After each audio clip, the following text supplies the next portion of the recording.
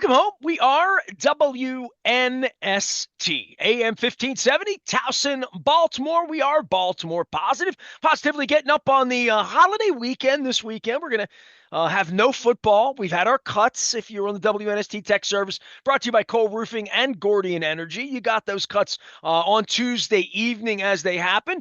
And perhaps you'll be joining us on Wednesday at Coco's, where I'll have the final batch of Pressure Lux and Lucky 7 doublers before we get off into Crab Cake Landia, the Buffalo Bills, the real Crab Cake Tour that happens in the fall, and throw some oysters and probably some beer in there and some purple cheer as well.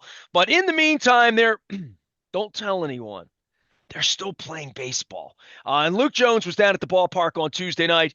The Boston Red Sox in town. And we've talked so much about Kyle Bradish, and he was not the reason they lost or were shut out. He doesn't hit. He's still a pitcher.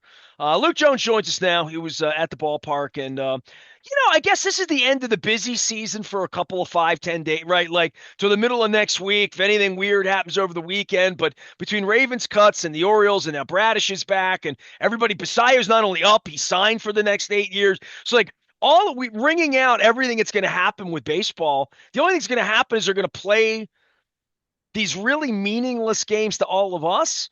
But like, again, and I said this last week to you, and I'll continue to reiterate, when they can say things like Tony Mansolino is an above 500 manager, he's a 514 manager or whatever it is since he came in, and I look at the team and say, dude, you're the second worst team in the American League, and you haven't been close to 500 since day one.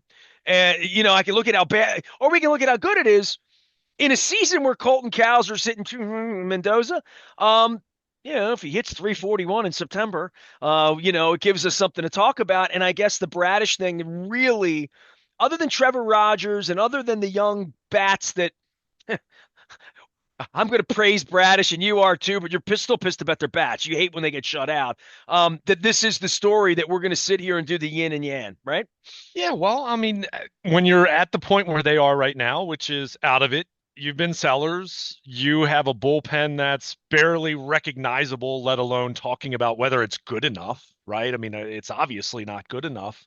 And to your point that you just mentioned, the offense has been as disappointing as it's been. You're looking for signs for 2026. And obviously here recently, Dylan Beavers and Samuel Basayo being called up, obviously Basayo with the extension, but we've talked a heck of a lot about Kyle Bradish over the last 14 months in terms of missing him, in terms of when he's going to return, in terms of what does he look like when he does return, in terms of how healthy he can stay after Tommy John surgery. And that part of it is still TBD, right? But how he looked on Tuesday night as you're waiting out Ravens roster cuts, or as I was at the ballpark watching him, he looked like Kyle Bradish. I mean, this wasn't John Means where, it looked okay, a few starts. Stuff wasn't great, but the results were okay. This wasn't even Felix Bautista where, Bautista never got his velocity back to where it had been. Now, granted, Felix has a higher velocity to attain when you're talking about coming back. Most people never get to Nolan Ryan. Right. You're talking about 102 there, but Kyle Bradish, I mean, he came out throwing 96, I think touched 98 a couple times. Now, it wasn't that the entire time. And let me be clear, his regular average velocity when he was at his best was 95, 96. And he was fantastic. I don't think there was anything you could possibly fathom or anticipate that would be better than what he did. And I get it. He gave up a first pitch home run in the second inning and the third inning. And he even said after the game, it's a reminder after you've been pitching in the minors for the last month, ramping up, that there are no wasted pitches in the major leagues. So, yeah, I mean, he wants to have those two pitches back. But, I mean, my goodness, his career high, he was one shy of that in strikeouts. He had 10 strikeouts. He didn't walk a single batter. The sinker slider combination was very Bradish-esque, and striking people out's indicative of good things. Yeah, I mean, that's That's ace Not that you stuff. expect double-digit strikeouts No, every no, time of out, course but not. when you are striking guys out like that, it means that you're doing all the Ray Millers, changing speeds, mixing pitches, fooling people, overpowering people. Even when they guess right, you can beat them. Yeah, I mean, it was ace stuff, and that's not to say that the Orioles don't have to do anything this offseason. We know that, and we'll continue to talk about that because the question will be how many starts can you count on Kyle Bradish, or the innings, just in terms of coming back from Tommy John and missing a whole year and all of that. Can you count on him for more than, I don't know, 150 innings, 160 innings, right? I mean, he's not going to be a guy that you're going to pencil in for 210 innings, as, what counts as a workhorse in 2025, 2026. But the eyeball test, this looked so much like the dominant pitcher that he was two years ago. And even last year when he came back and how well he pitched, knowing that it probably was a borrowed time kind of proposition. I mean, we talked about that, and go back and look at the starts that he made last year. He was really, really good until the elbow finally went for good against Philadelphia back in last June. So I was very encouraged by what we saw. 6 innings, 81 pitches. I mean, we talked about what his workload would be. That was about what I thought, somewhere in the neighborhood of 75 to 80 pitches. And again, he gave up 2 home runs. And I said 3-4 innings, and 80 pitches wound up being 6. your kind of 80 pitches. Yeah, exactly. I mean, that's what you want. I mean, that under quote I don't know normal what else could be circumstances. more ideal than what he did. I don't know. Exactly. I don't. If I Nothing see him do it realistic. 3 or 4 more times, then everything we talked about the last 7 months about where's Corbin Burns and how much money will they need to do that. There's one more thing to say, and I don't know if he's a 1, a 2, whatever. Good Right. enough. Good enough to take the ball every 5 days. Good enough to give you 5, 6 innings to give you a chance to win. Better than Dean Kramer most nights. Maybe not Sure. as good as Corbin Burns. Maybe not even as good as Kyle Bradish used to be, but good enough. Yeah. And I think you look at this through the lens of, look, I don't need to rank them, right? This number one, number two, number three kind of stuff. But if Kyle Bradish can build on what, and when I say build on what he did, even if he can just do what he did on Tuesday night, if he can Dude, if do he that, does that 28 times next year, they're a really good baseball team he next year. and Well, you're talking. hold on. Not if they get a They leadoff have a double in the eighth, and right. and They have a lot of work to do. Mountcastle and Cowser and Mayo can't get out of their own way. Right. They have a lot of work to do. We know that. But if you're looking at this through the lens of what 2026 can look like and how it needs to go well for what they have, you have what Trevor Rogers has done, which again, forget about the number one, number two, number three. He's pitched well enough to say, hey, he can be one of your top 3 starters, let's say. Not necessarily opening day starter, not necessarily a bona fide ace, but my goodness, he's got a sub 2 ERA. I mean, at some point in time, we've got to call a spade and say that looks really good. But if you have him, and if you have Kyle Bradish finish out September healthy, and the stuff looks good, and he gets results anywhere close to what he did on Tuesday night, then those 2 guys right there, that sounds like a good start to the makings of what you want your top half of your starting rotation to be. Now, you need another guy to put right there with them, and ideally it's a guy that is a little bit more of a veteran and takes the ball on opening day. But we're going to have to see what that looks like, right? Is that going to be a trade? Is that going to be a signing? How much money? David Rubenstein talked a good game during Saturday's press conference with Basayo in terms of thinking people are going to like what their roster looks like next year. Okay, show us then. That Dude, doesn't. I heard that ish from Angelos I, forever. I understand. I understand, but he's not Angelos, and all you can go off of is the present. And what are you going to do now, right? So it's TBD. But my point is, if Kyle Bradish can come back and look like something very close to Kyle Bradish, and he absolutely was that on Tuesday night. Now, how's he feel Wednesday? How's he feel Thursday? How's his side session go? How does his velocity look next time out? All of those questions, all of those boxes need to be checked in the same way that he was doing that the last month, going through his rehab assignment.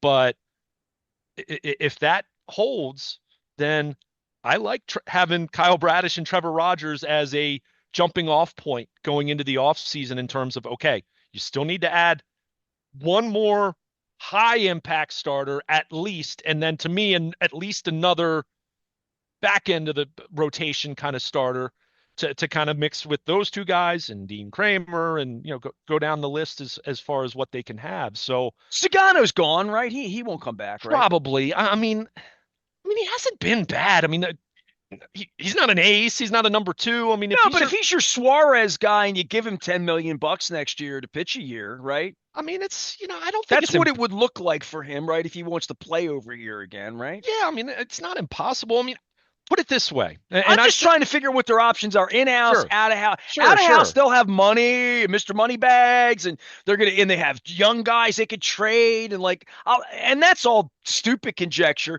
I'm just wondering what they think they have in Suarez, in Povich, I mean, none of these guys. They've given Povich the ball a lot. He's just not good enough. mean, they give Kramer the ball a lot, and he's good enough some of the time.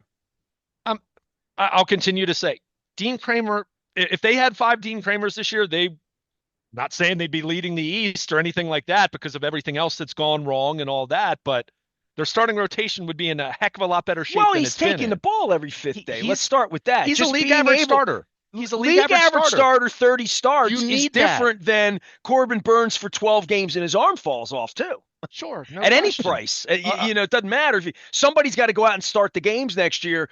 In a perfect world, you'd want 7 or 8 of those guys to be the names, not 12 or 15. Sure. I mean, and we've talked about that. If 2026 is going to be better, no matter how much they do this offseason, they need to stay healthy. How many guys have started games this year? I mean, it's up there. That's what I was going to ask. I mean, sure. That's a number that I'm looking at, and I'm trying to go through the names. I mean, you know what? They had Kyle Gibson here for 5 minutes too. They've had a couple guys serve as openers. So Rico Garcia opened the game. Chase McDermott started that game. My apologies. Yeah. Although now he's relieving. Well, you can add Bradish. They added one more. Sure. Tuesday night. Looking at it right now. So Bradish started on Tuesday night. Dean Kramer's made 25 starts. Tomoyuki Sagano's made 25 starts.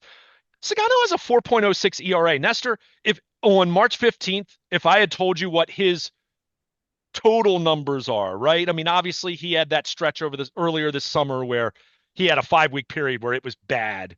Yeah, but Corbin other than Burns that, stunk last August too, right? But my point is, if I told you Sagano would have a 4.06 ERA, I think you would have taken that and said, that's fine. He's been If you fine. would have told me he made 25 starts, we're sitting here Labor Day week, 25 starts with a 4 ERA, I would say, is that what Kramer did? And you'd say probably yes. Kramer's Sure. at 4, right? You'd say, okay, those two guys probably they did their job.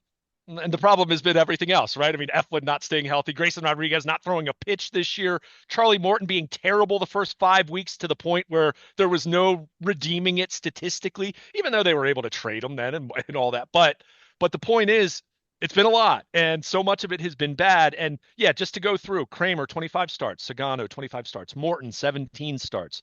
Morton took the ball. I mean, it wasn't always what you wanted to see, but Povich, 15 starts. He was on the IL. Eflin, 14 starts. Rogers, 13 starts, right? I mean, Rogers he's got a 1.4 ERA. I mean, Rogers is going to get down ballot votes for Cy Young the way it's going. I mean, don't get me wrong, I'm not saying top 3 or top 4, but he's been among the 10 best pitchers. He's been among the 5 best pitchers in baseball the last 3 months. This is where we get into, will Colton Cowser hit 320 in September or continue to hit 180? How you finish this race this is a 1.75 miles. This isn't a 6 furlong. So, wherever it is that they sit in October, I'm not going to judge Kyle Bradish on having a busted up arm. If he goes out and has 3 more starts like he did on Tuesday night, I'll look at it and say, all right, rest him up, ice him down, keep him he's healthy. One of your 5. Let's get him back in March or February and we'll be ready to go.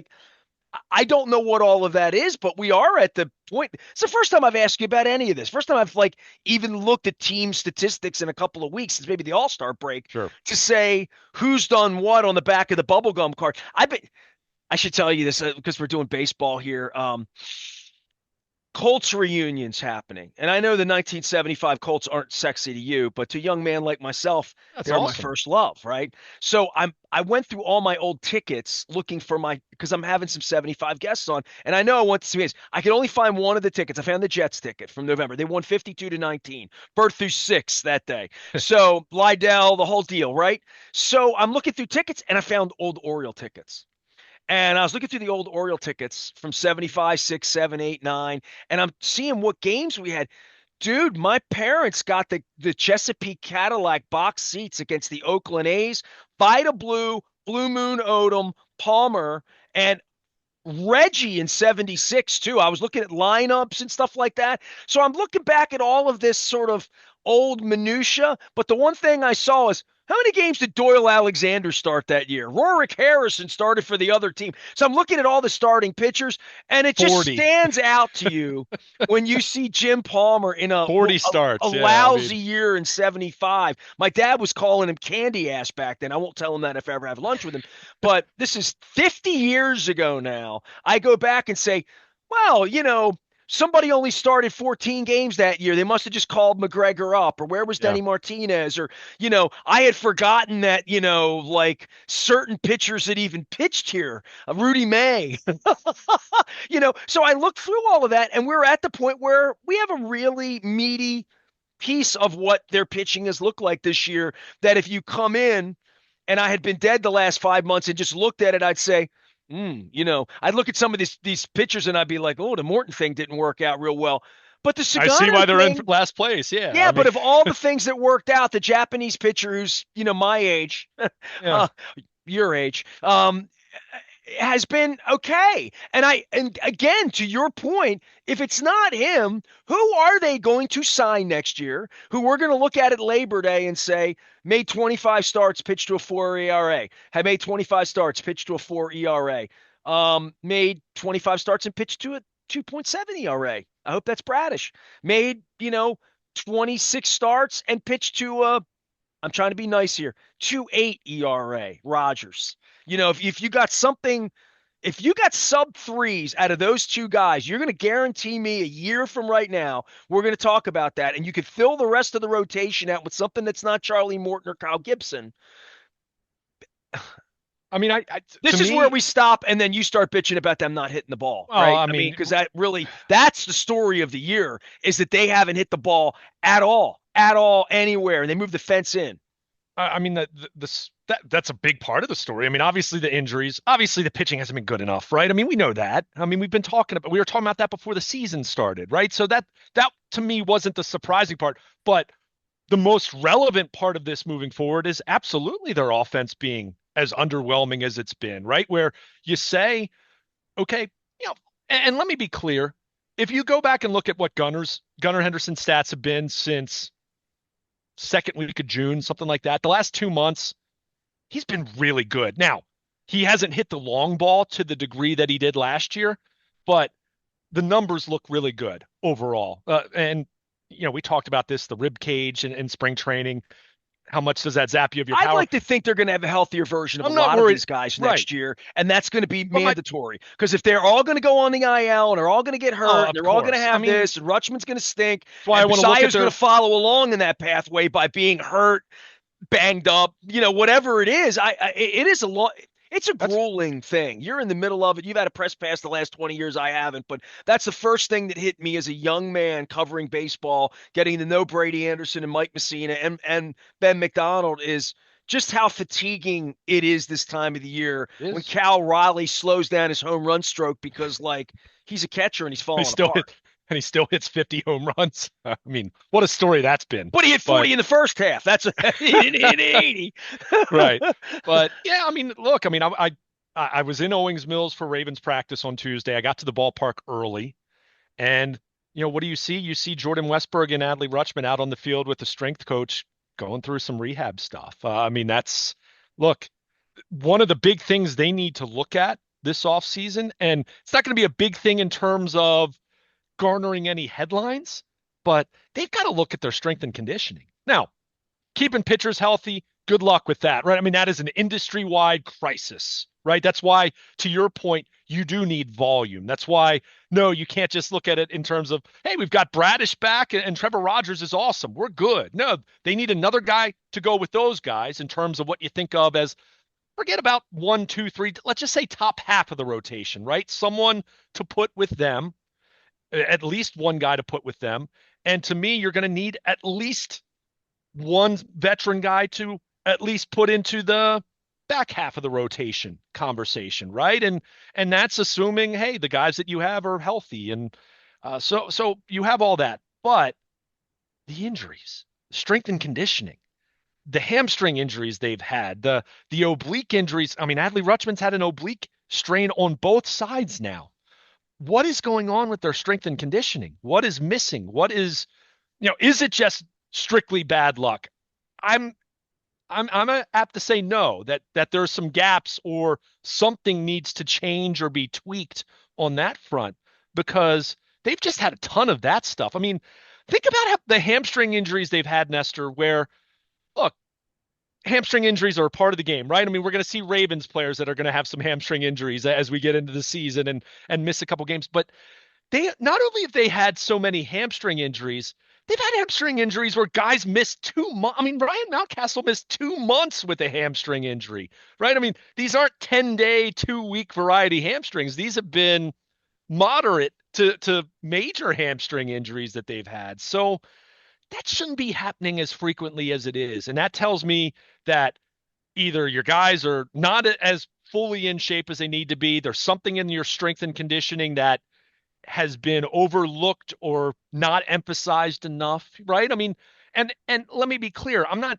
expecting Mike Elias to come out in great detail about fixing that necessarily, but internally, that has to be a part of this because I don't care how good your roster looks, unless maybe you're the Dodgers and you spend more money than anyone, you're not going to survive that many injuries in a given year, right? I mean, you're going to be in a lot of trouble, and that's where the Orioles found themselves, right? You go back and look at this season. When was this season truly lost? It was how they played in late April through the third week of May, right? And Hyde was canned in the midst of that 4-week stretch. But I think it was I don't have it in If front they of me. had hit the ball a little bit, it would have saved his I job. mean, sure, but they had a third. I'm pretty sure that it was a 30-game stretch. I don't have it right in front of me. I have it in my notebook that's in my book bag across the table right now. I believe they went 7-23 over a 30-game stretch. There's your season right there. If you, and obviously you can't do this, but you take that, just take that out. Not saying that you flip the record or anything like that. Just take that out. This is a team that's played well enough that they would at least mathematically still be in the wild card race, right? I'm not saying they'd be a favorite. I'm not saying that they wouldn't have other issues. I'm not saying there wouldn't be other weaknesses about this club, but this season was trashed and in the toilet because of how they played from late April through the third week of May. And go back and look at who they were missing during that period of time. Colton Cowser, uh, uh, Jordan Westberg, right? The pitching that they were missing at that point in time. I mean, so I'm not to say that that's not to say that all was well because well you just throw that no that happened, that's part of it, but the health was such a major piece of this. So to bring it back to what we were talking about with the pitching, yeah, you need numbers, right? You need to have 8 or 9 guys that look aren't all going to be that's a number 3 starter, right? I mean, no team has that much depth, but you need to have a starting 5 that you feel really really good about, and then at least a few other guys that you say, hey, if he has to make 10 starts, we feel pretty good about him. If he has to make 8 starts, we feel pretty good about him. If this guy, who, isn't the most proven, but we like how his stuff profiles, if he has to make 6 starts at some point, because we know that we're not going to have 5 starters that all make 32 starts, then we can live with that. I mean, the Orioles, we talked about this. I mean, they kind of built their rotation backwards, right? I mean, they tried to load up on a ton of back half of the rotation guys, and it wasn't good enough. And a big part of that was, I mean, Zach Eflin didn't stay healthy, and Grayson Rodriguez didn't throw a single pitch all season, right? So you obviously can't repeat that. And Well, I could look. There's probably a piece we could go back where you and me in March said put the innings in, like we're doing right now, because that's what you do when you've been watching sure, baseball since Rudy sure, May was doing this and Grant Jackson was in the bullpen.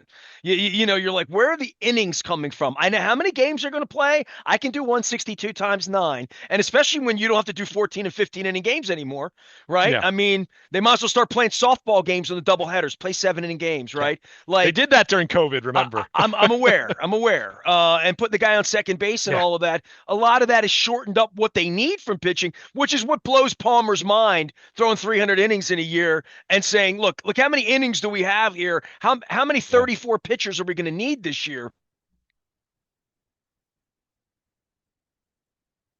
to get 16 innings out of this and 15 innings out of that? You know what I mean? Yeah. But if we would have done this at the beginning of the year, Grayson Rodriguez, and I know I can go back to the tapes. You can go back and find this. Grayson Rodriguez was going to be in for 26 starts and, a 3 ERA, 3.2, right? I mean, Yeah. that's what you wanted at him. You hope for 2.6. You pray against a 4.3, You right? hope I it's mean, 30 starts, but yeah, I mean, look, and we talked about this. I think we he's even going to talked. make none next year, right? I mean, it's TBD. I mean, his timetable for the surgery that he had. I mean, he had a bone spur removed from his elbow. He should be ready for spring training. That said, what's it going to look like? Well, I ain't And buying any no, any of no, that, right? I mean, of there's course. no Well, conversation you and I are going to have before April 1st where I'm going to say Grayson Rodriguez, I'm going to give him innings in the same way I refuse to give Bradish. well, you I'll have to give it to talk. him today, We have to talk about him because if he's healthy and throwing in spring training, he's one of the five. but I I didn't mean, want to hear Bradish was going to come back and oh, rescue them sure, in that's fine. August, in May if they had been a good team. That's fine. Yeah, that's I fine. I don't want to hear about maybes, and especially now that Well, that's Batista's why. down again. We've watched Means go down. We've seen Bradish go down twice. I don't, and now Rodriguez never came. Right. So Well, there is a point with these pitchers. I think like Jim Palmer. You think probably more like Storm Davis, but I would say that era is over with. But I still have to sit here and say, in March, if you and I are going to talk about this baseball team, where are the innings coming from? And right now, for a minute, let's all breathe. Kyle Bradish is good for 25 starts next year and should be pretty good. hope. We think Rogers is good for 25 starts and pretty good.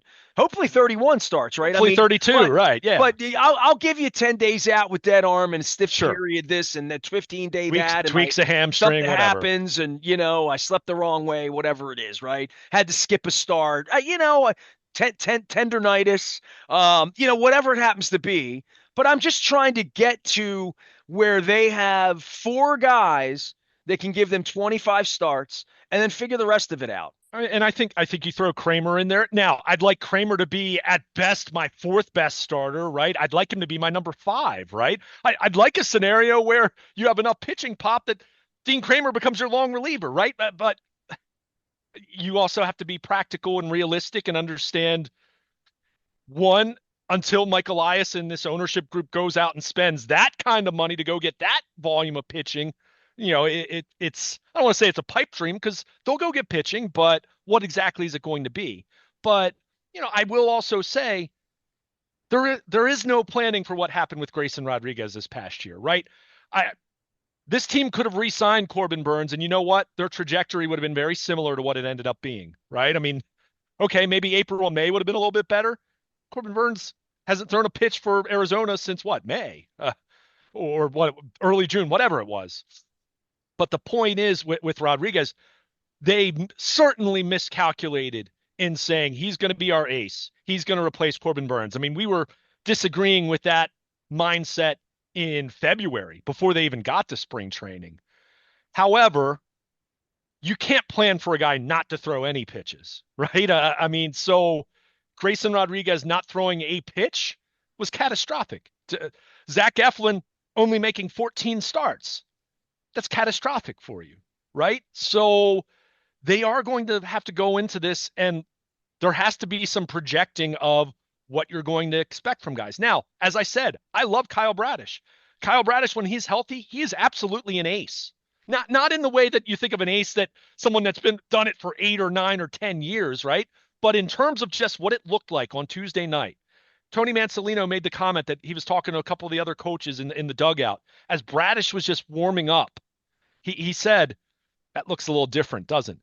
I mean, even, Dean Kramer, he's not a high strikeout guy. Sagano hasn't struck out anybody this year, right? Zach Eflin's not a big strikeout guy, even when he's right.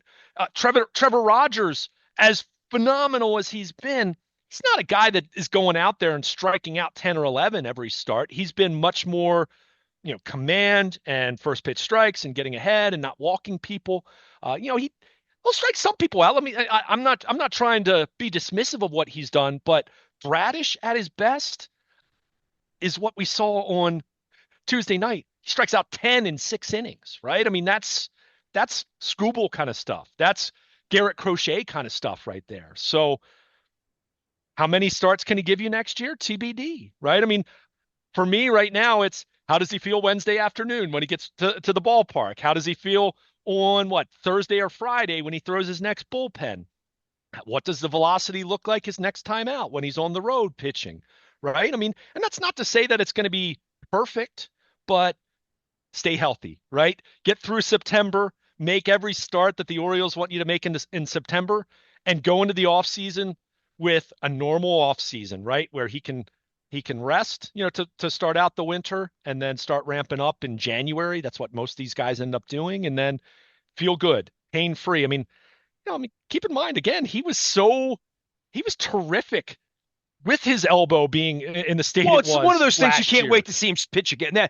Now you'll circle this weekend. It's no doubt pitching again. Kyle Bradish Day. Yeah. Let's keep an eye on him because he's the chance to win next year. They have to have that. They have to have somebody take the ball and pitch. And then the hitting, you and I are going to spend 6 months trying to figure out what's wrong with Adley Rutschman, whether Basayo is going to live up to the big number now. We're going to need another bat. Number, but and we'll save this for another conversation because we don't want to make this too long, but I'll continue to say this. They need another legitimate bat this winter. And I don't know what that's going to look like exactly. It ain't Tyler O'Neill, dog. Sure. And that's not, Tyler O'Neill. Hey, if he's healthy, then fine. He'd put him in the lineup. But I'm not holding my breath waiting for that to happen more than 100 times next year. Maybe best case scenario, right?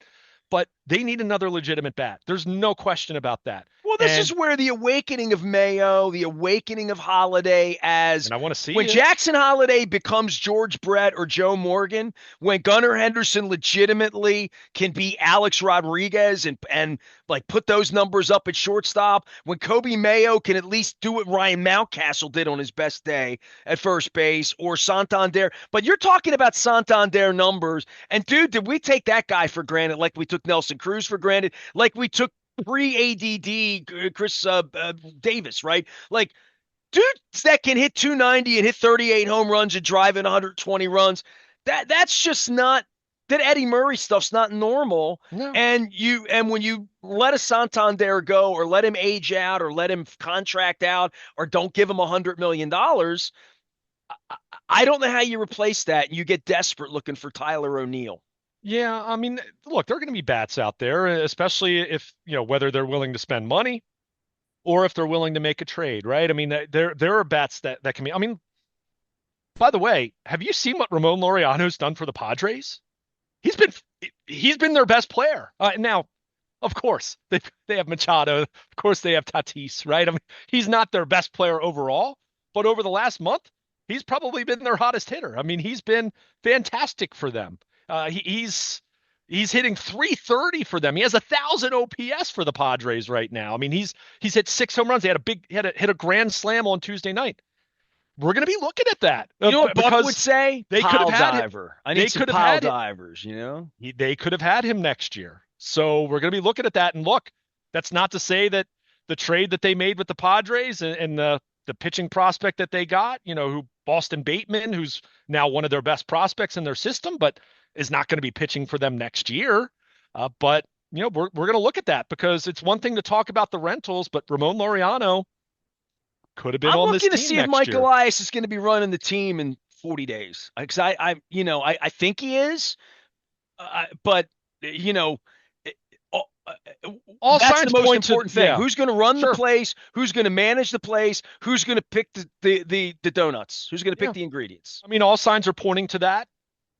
I It's haven't always heard. abrupt when they fire a general manager. Yeah, I mean that is a little bit different than the manager, right? Because the He's manager, the I mean, guy. you could see it on Brandon Hyde's face. I mean, I don't think I texted you the night before Hyde was let go, but the body language, the tone, that was that. Remember, that was that terrible game against the Nationals It where was they the kicked Friday they night. kicked the ball around and like it was such a winnable game and they didn't win it. And it's like, how did you not win this game?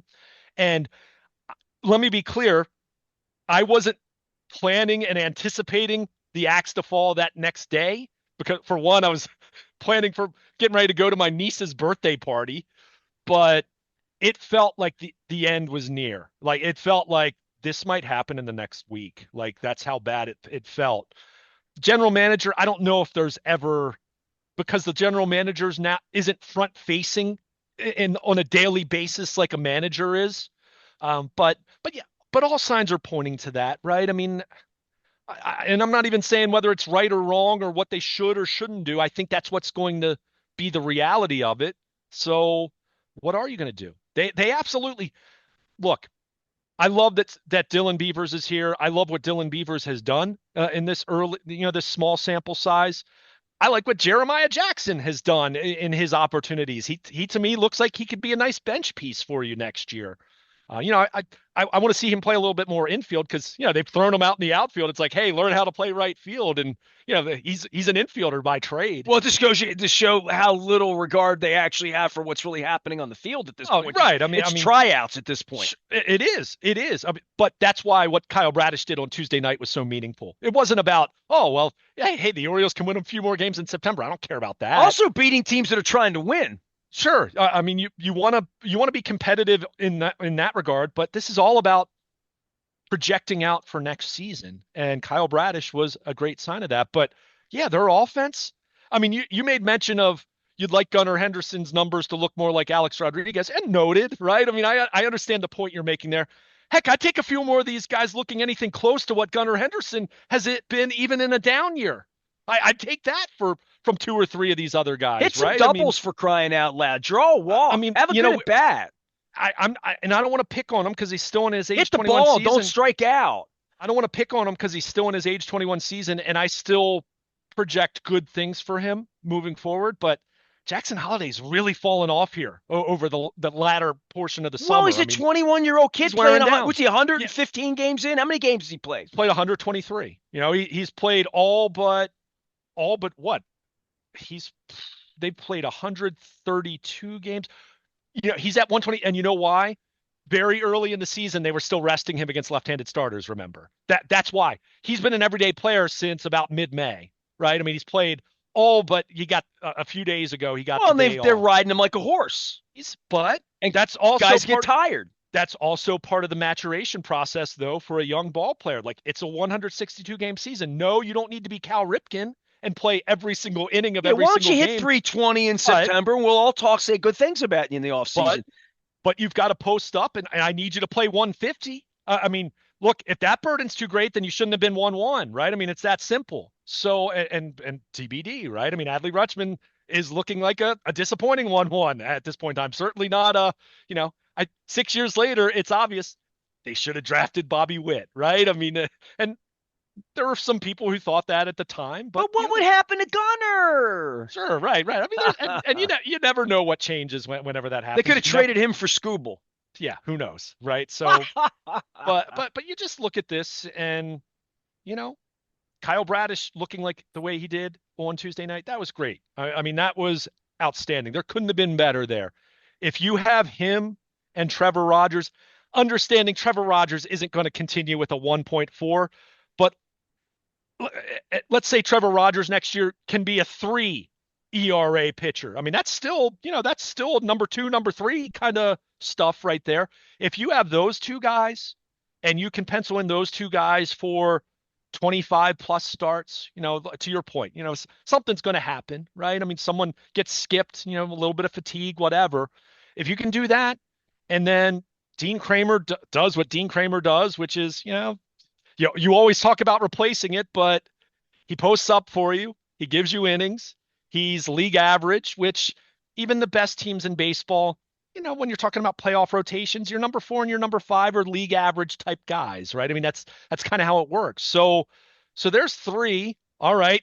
What else are you going to do? Who else is going to be in that conversation? That's not to say that Cade Povich won't go to spring training, with them giving him a look, but he better not be one of your projected top 4 or 5, right? I mean, that's not what we're looking for here. You want him to be your long man out of the bullpen or your number 6 or number 7 or number 8 starter, right? So, and go down the list of the other guys they have as well. I mean, maybe they will re-sign Sagano. I don't know. I'll be 36. I'd like them to aim higher than that, right? But certainly they need to sign at least one other starting pitcher that's markedly better than him. So we'll see. They've got a lot of work to do, but Kyle Bradish, that looked like Kyle Bradish on Tuesday night. And we never truly 100% unequivocally said that about Felix Bautista. We never said that about John Means when he came back. And that's the other part of this. They need this to be right. They need Kyle Bradish to be right, right? Tommy John's not a death sentence. It stinks.